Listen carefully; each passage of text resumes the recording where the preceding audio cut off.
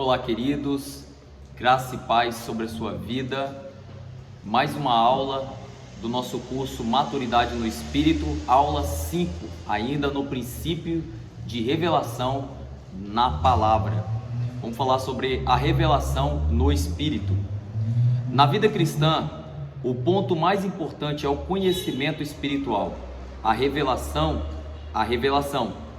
A maior preocupação de Paulo em todas as suas epístolas era com relação com a revelação. Efésios 1, do 15 ao 19, Efésios 3, do 14 ao 19. É interessante vermos que Paulo, por exemplo, não orava pelo crescimento das igrejas locais. Em nenhum lugar Paulo faz votos pelo crescimento numérico de nenhuma igreja. E também não orava pelo prédio onde os irmãos deveriam se reunir. Ele tinha uma única oração, por revelação.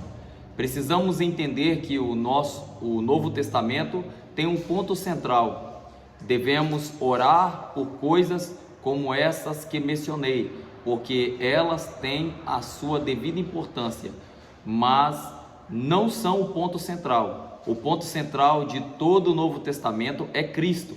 Não apenas Cristo, mas Cristo dentro de nós, em nosso espírito. O que tem valor realmente é o conhecermos por revelação em nosso espírito. Se possuirmos revelação de Cristo, espontaneamente todas as áreas de nossas vidas serão afetadas e transformadas. O que é revelação? Revelação é o conhecimento que nos é transmitido pelo Espírito Santo ao nosso espírito. Quando a luz de Deus brilha ao nosso espírito, então há revelação. É ainda saber pelo Espírito algo que a nossa mente talvez até já sabia, a ver do ponto de vista de Deus. Aqui tem as referências, 1 Coríntios 2, 11 ao 12, 2 Coríntios 3, 6 e 4 e 6, ok?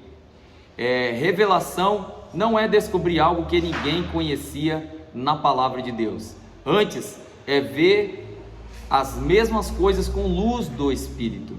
É quando as letras da Bíblia parecem saltar aos nossos olhos.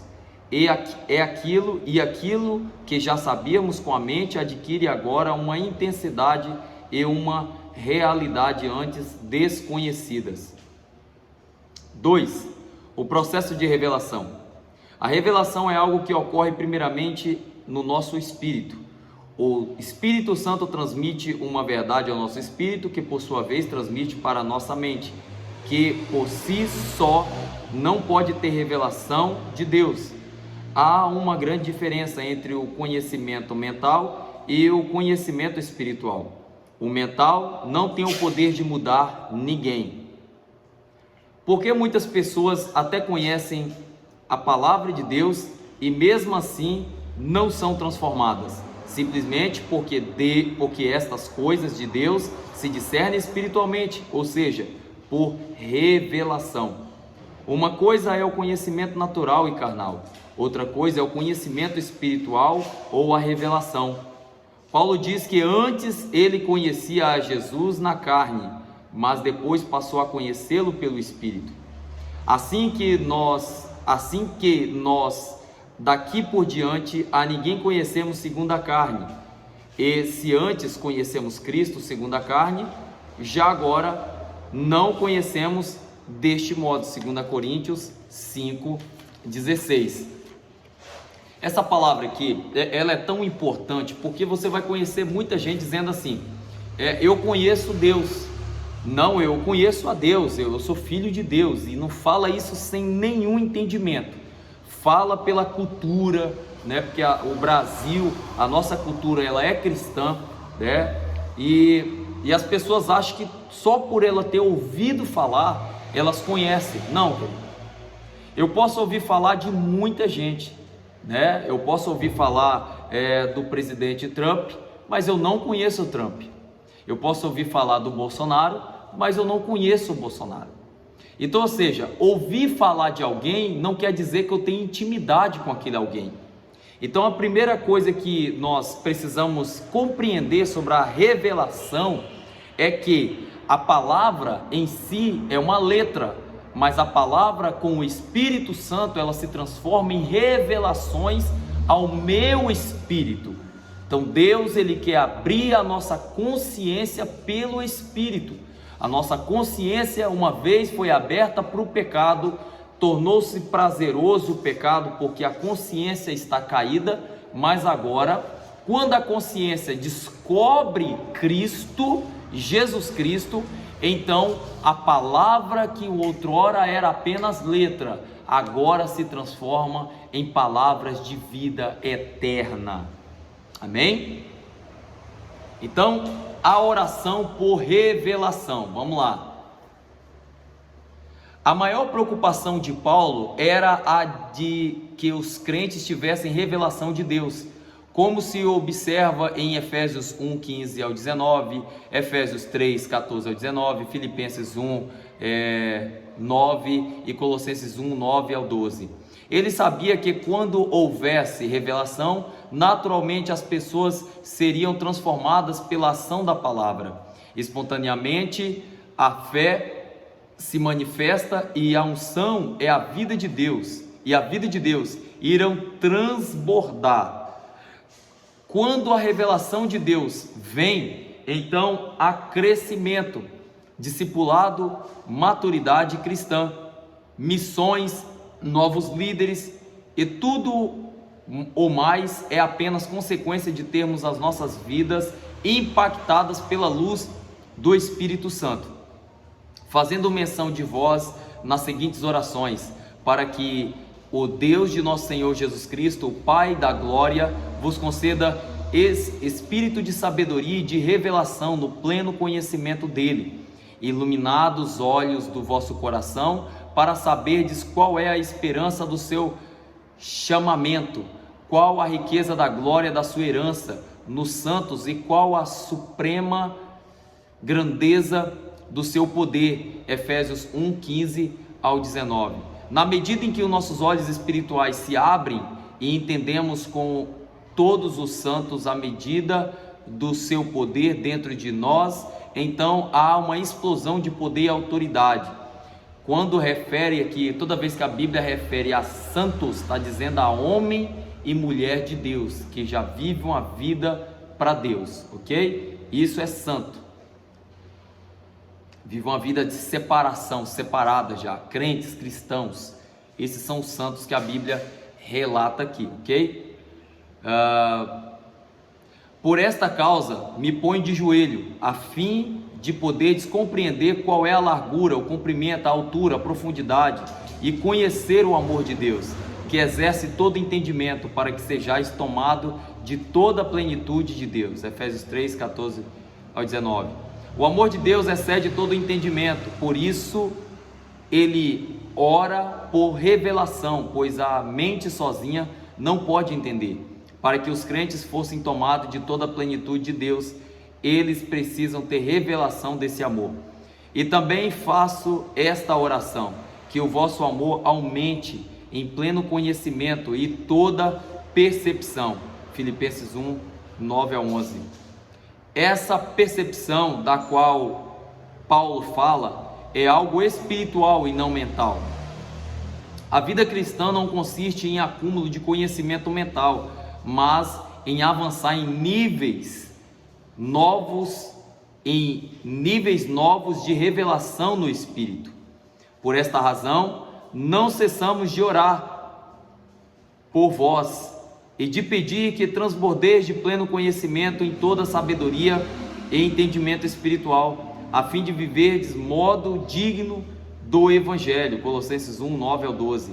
Mas uma vez Paulo está orando para que os crentes transbordem de revelação, a fim de terem uma vida santa. Veja bem que Paulo está dizendo aqui que a vida santa é apenas a consequência de revelação. É um fato que, na medida em que Deus realmente habita em nós, haverá temor ao usarmos o nosso corpo. Se estamos carregando uma quantidade de dinheiro no bolso, todos vão perceber um certo cuidado no andar. Se carregamos o Deus de toda a vida dentro de nós, todos devemos perceber algo diferente em nossa maneira de andar. Amém? Condições, 4. Condições para se obter revelação. Conhecer a palavra de Deus. Revelação é tomar algo que estava oculto ou escondido e trazer à tona para que todos vejam. Eu simplesmente não vou ter revelação alguma e a palavra de Deus estiver oculta em mim. Se a palavra de Deus estiver oculta em mim. Por este motivo, precisamos conhecê-la antes de recebermos revelação. Este princípio espiritual está em 1 Coríntios 15, 46. Mas não é primeiro o espiritual, e sim o natural, depois o espiritual. Antes de termos o conhecimento espiritual, precisamos do conhecimento natural. Antes de termos a revelação, precisamos encher a nossa mente com a palavra de Deus. Ter olhos para ver. Não basta abrirmos a Bíblia, precisamos de olhos para ver. De nada adianta revelar o que está oculto, por exemplo, no baú, se somos cegos e não podemos ver. 1 Coríntios 2,14 lemos que o homem natural não aceita as coisas do Espírito de Deus, porque eles são loucura e não pode entendê-las, porque elas se discernem espiritualmente. Se ainda não fui regenerado, não vou ter condição de ter revelação. Aquele que não nasceu de novo é cego para Deus e não pode ver as coisas do Espírito. Ou seja, meu querido irmão, Deus ele quer revelar a sua grandeza a todos, mas por os seus olhos espirituais, os seus olhos do seu coração está cego, você não consegue receber aquilo que Deus tem de revelar a sua vida, e tudo que Deus ele faz em você, ele quer fazer por você e através de você. Então ele começa uma obra dentro para que do lado de fora todos vejam. E Deus ele só pode revelar ao seu coração se a sua intenção tiver para Deus. Entende? Deus ele não vai contra a sua vontade. É por isso que nós estudamos no capítulo anterior, na aula anterior, que nós precisamos esmurrar o nosso corpo e colocá-lo à sujeição da palavra de Deus. Esmurrar é obrigar a nossa consciência, o nosso corpo, a nossa vontade a sujeitar a palavra de Deus. Só assim você vai viver a liberdade. Engraçado, a liberdade aqui é viver debaixo da obediência à palavra de Deus. E de fato que se você não obedece à palavra de Deus, você vai obedecer ao sistema deste mundo. E o sistema deste mundo é o pecado. Então quando você vive para as práticas do pecado, o pecado cobra. E a cobrança do pecado é ferrenha. E uma pessoa que vive uma vida distante de Deus, ela não recebe revelação de Deus. Ouvir falar de Deus não quer dizer que você recebeu revelação de Deus. Quando você ouve a palavra de Deus, você coloca em prática aquilo que você aprendeu. Você começa a obedecer os princípios, que é aquilo que nós relatamos na aula passada. Se você não assistiu, assiste lá a aula anterior. Então você colocando em obediência o teu corpo aos princípios da palavra, você começará a ter revelações no seu espírito. Isso aqui, querido, não é um dom de revelação, não estou falando de dons de revelação, eu estou dizendo que a vontade de Deus é que ele se revele a você. A vontade de Deus é a revelação de Deus dentro de você, dentro do seu espírito. Você vai descobrir coisas incríveis, maravilhosas, indiscutíveis, quando o seu coração, a sua consciência, ela se abre para a palavra de Deus e você se sujeita a ela. Vamos lá. C. O terceiro fator é luz. Suponhamos que não sejamos cegos, mas que não haja luz. Ainda assim vamos ver coisa alguma. Deixa de ser cego deixar de ser cego é uma questão de novo nascimento, mas ter a luz aponta para a experiência do batismo no Espírito Santo. O crente que ainda não foi cheio do Espírito Santo vive como o homem natural e não percebe as coisas do Espírito. Ele até louva, mas não tem intimidade. Até conhece a Bíblia, mas não tem revelação. A terceira condição, então, é ter a luz. Ou seja, aquela pessoa que mesmo quando ela sabe, ela tem um conhecimento das Escrituras, mas não recebe revelação das Escrituras. Nós vamos falar mais à frente sobre Logos e Rema, né? Que é a palavra escrita e a palavra revelada. Quando você recebe batismo com o Espírito Santo, até a sua maneira de olhar a Bíblia, ela se amplia. Até a forma de você fazer a leitura diária se amplia quando você está cheio do Espírito Santo. Você não enxerga apenas letra, você enxerga a própria vida de Deus ali naquele livro chamado Bíblia Sagrada. Amém? O quarto fator são os olhos abertos. Suponhamos ainda que podemos ver a luz, mas inesperavelmente os olhos estão fechados. Não podemos ver algo e estiver oculto. Se formos cegos e se não houver luz, na Bíblia, os olhos são o nosso coração. Ter os olhos fechados é ter o coração fechado. Muitos de nós, por orgulho, temos fechado o nosso coração para aprendermos. Por isso, mesmo Deus nos tem resistido e não recebemos revelação do Senhor. É por meio do coração que vêm todas as coisas de Deus, pois tudo passa pelo coração. Em Apocalipse 3:20, o Senhor diz para os crentes de Laodiceia que Ele está à porta batendo. Esta palavra foi dita para crentes e não para incrédulos, pois aqueles estavam com o coração fechados. Querido, é como uma pessoa que vem ao culto e ela não consegue receber a palavra, ou até mesmo ela não consegue guardar a palavra, porque o diabo ele pega a sua distração e ele rouba a palavra através da sua distração. É por isso que você tem que, valorizar o culto e a palavra que está sendo aplicada no altar, porque a palavra que está sendo aplicada é uma semente de Deus que vai transbordar em uma grande colheita no teu coração, de revelações em teu coração. Então não perca o foco. Quando estiver ministrando a palavra de Deus ao teu coração, seja no canal do YouTube, seja agora, seja em uma live com o ministro de Deus, não perca o foco. Se entregue por completo à palavra que você está ouvindo, para que Deus ele possa trazer as revelações daquilo que está sendo ministrado ali. Quinto, características da revelação. Como podemos saber se temos ou não a revelação da palavra em nosso espírito? Existem 4 sinais de que temos recebido revelação de uma verdade. Primeiro, vida. Segundo, fé. Terceiro, mudança de vida. E quarto, ajuda na hora da tentação. Revelação gera vida. Em João 6,63, Jesus disse: as palavras que eu vos digo são espírito de vida.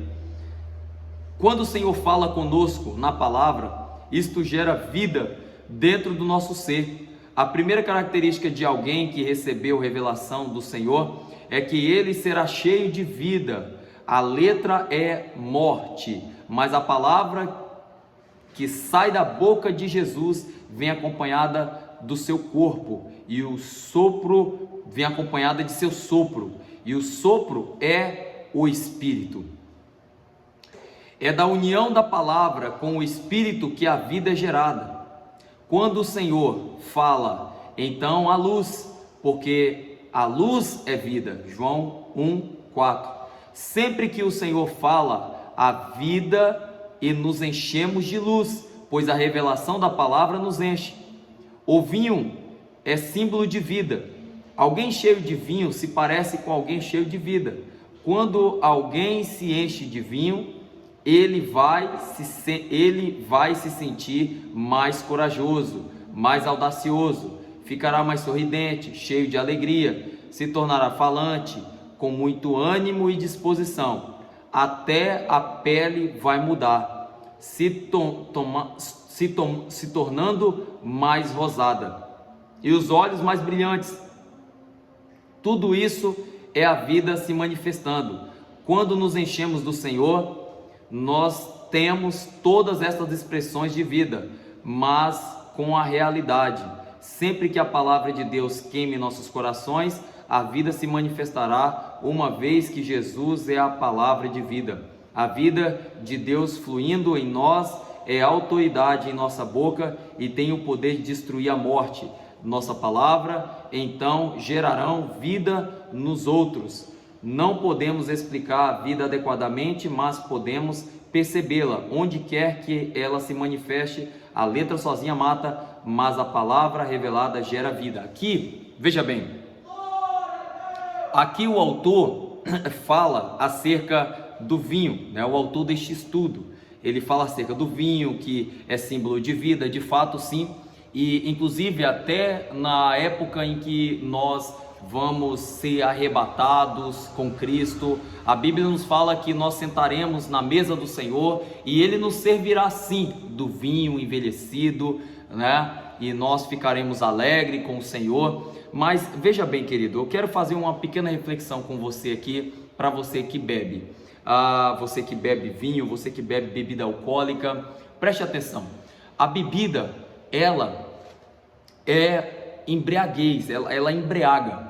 E a embriaguez, ela é um pecado descrito na palavra de Deus, né? Como lá em Gálatas 5, verso 19, né? A bebedice. Então, aí a pessoa fala assim, bom, mas beleza, vamos beber moderadamente. Querido, eu não aconselho as minhas ovelhas beber moderadamente de forma alguma, porque se elas bebem moderadamente, sabe, no momento de ansiedade, numa crise de ansiedade, no momento de tribulação que ela estiver enfrentando, ou em alguma tentação da vida dela, se ela já teve problema com alcoolismo, se ela beber, ela vai se sentir na liberdade de entrar em um mundo de vícios.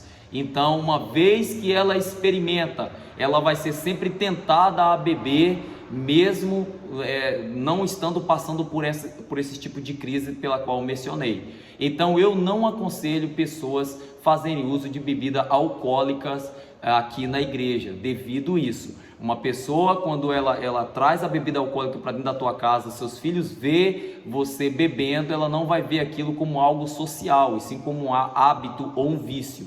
E é provável, se Deus não colocar a mão em proteção, ela vai entrar em um mundo de vício devido você ter colocado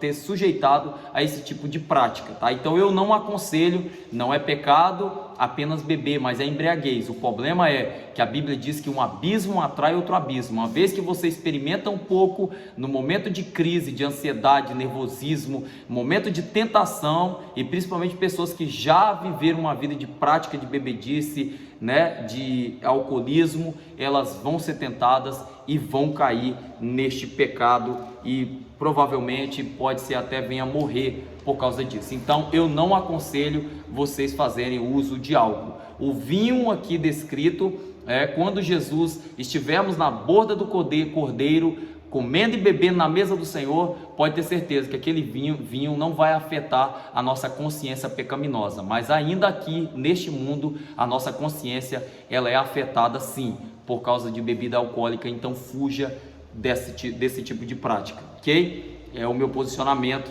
né? Quem não concorda, ok, mas quem concorda comigo, glória a Deus, tá? Compartilhe. B. Revelação gera fé. Aquele que recebeu alguma revelação será sempre cheio de fé. Romanos 10, 17 diz que a fé vem pelo ouvir a palavra de Deus. Se não há fé, é porque não houve revelação. A fé é gerada pela palavra de Deus e a revelação nada mais é que a palavra viva de Deus em nosso espírito. Se algum conhecimento não gera em nós uma nova medida de fé, então esse conhecimento é da mente e puramente intelectual. Através da revelação, hoje enxergamos como uma vela, amanhã como uma lâmpada de 50 watts. Depois de 100, depois de 1000, até sermos como holofote. Não devemos nos contentar com o nível da revelação e fé que já alcançamos. Antes devemos alcançar para níveis novos ou níveis maiores. A revelação gera mudança. Depois de recebermos revelação do Senhor, nunca mais seremos os mesmos, pois a palavra nos transforma. Em Mateus 16,16, nós vemos Pedro fazendo uma grande declaração a Jesus: Tu és o Cristo, o Filho do Deus vivo. Mateus 16,16. Sobre esta afirmação de Pedro, Jesus disse: Bem-aventurado és Simão Barjonas, porque não foi carne nem sangue que te revelou, mas meu Pai que está no céu. Mateus 16,17. E o Senhor depois acrescenta: Também digo que tu és Pedro. Mateus 17,18. Aleluia. Pedro antes era Simão, mas agora foi transformado em Pedro, rocha, né? Pedro foi transformado na mesma natureza de Jesus, a rocha. O que transformou a Pedro?